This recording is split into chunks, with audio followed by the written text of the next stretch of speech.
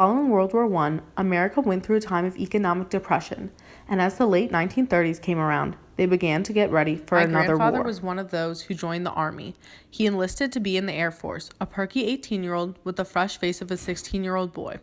He had squeezed in one semester of college at Cooper Union in New York before he volunteered for the Aviation Cadet Program early in 1943. In the April 19, 2005 documentary titled Max Geller Turns 80, Life Stories, videographer Carolyn Saltman helped my family tell my grandfather's story at his 80th birthday party. A lot of the following clips are videotapes of that documentary. But the crew had a message for you on your first flight. Yes, and I took it to heart, and I made sure that my gun was clean and loaded. They told me before we got on the plane, they said, now remember, there is no room in a life raft for the navigator. I said, fine. I said, but I will take somebody with me if I'm not allowed into the... There was one thing that set my grandfather's experience apart from that of many other Americans in the draft, and that was his religious identity as a Jewish American. According to the 2007 article, Military Service by Vivian David Lippman from Gale Virtual Reference Library, 1,397,000 Jews fought in World War II, and of those Jews, 550,000 were from the U.S. In 1933, the Nazi political party took advantage of politically divided Germany and rose to power when Hitler was elected Chancellor of Germany. Hitler used the Jews as a scapegoat for the Germans' problems and spread intense propaganda that depicted Jews as monstrous baby killers with huge noses and turned an entire nation against them, eventually killing millions in concentration camps.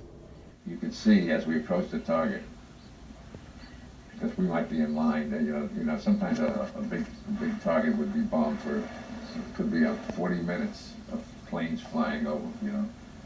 Sometimes hundreds of planes in clusters, in small clusters. It could take a half hour for all that bombing to be complete. But sometimes you'd get there, you'd see that the area over the target was totally black. The sky was all black from those exploding shells that would leave black smoke. Due to my grandfather's older age of 93, he is unable to recall a lot of his memories from the war.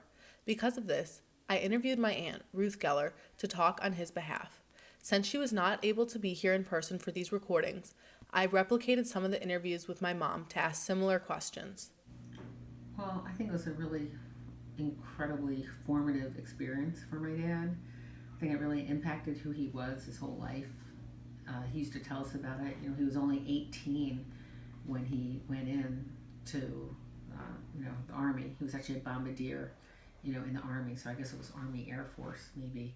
And, he would tell us stories of, going out on these missions, and you'd come back and the guy to your left and the guy to your right wasn't there anymore. Or, all these empty bunks. And so I just think he experienced so much horror, but I also think, there was just so much bravery that he exhibited and all the people with him. It started out with a young kid around you. How could you feel? Well, were you losing friends? I guess you were. Well, we had one mission where we sent 27 bombers from our bomb group, and we lost 13 of them. That's a pretty good percentage. That's scary.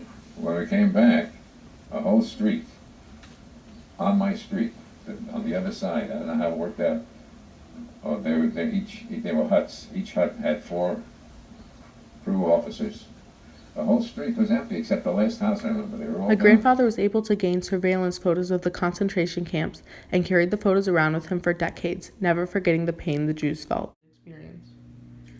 I just think it made him stronger because I think he felt if anyone should be doing this, it should be me, and it was a just cause. I mean, Hitler was murdering Jews and others, in the death camps. So I think it just made him feel that, the cause was just, and it helped him do whatever he had to do.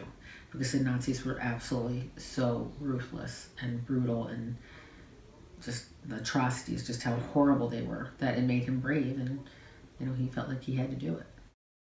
Aside from the cruelties being committed in concentration camps, my grandfather recalled other scary times during the war.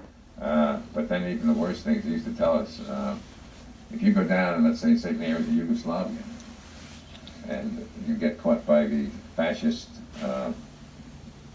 the fascist guerrillas there, the Ustashi they were called, in Yugoslavia. They would say, take your gun and blow your brains out because they're going to torture you to death.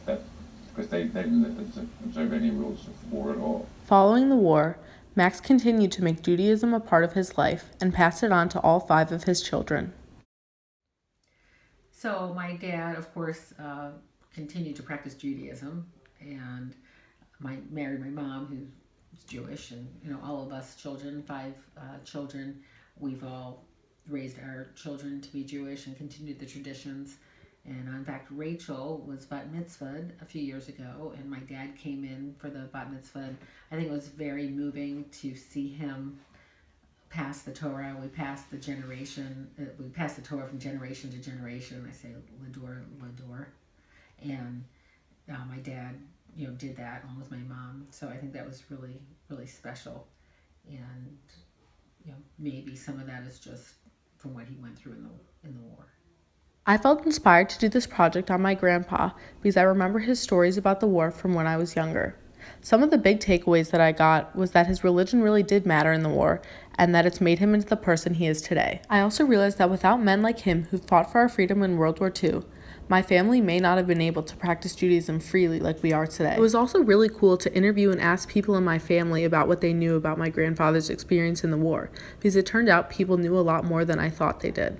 If I were to do this project again, I would make sure to get more recordings of my interviews and have more variety of questions.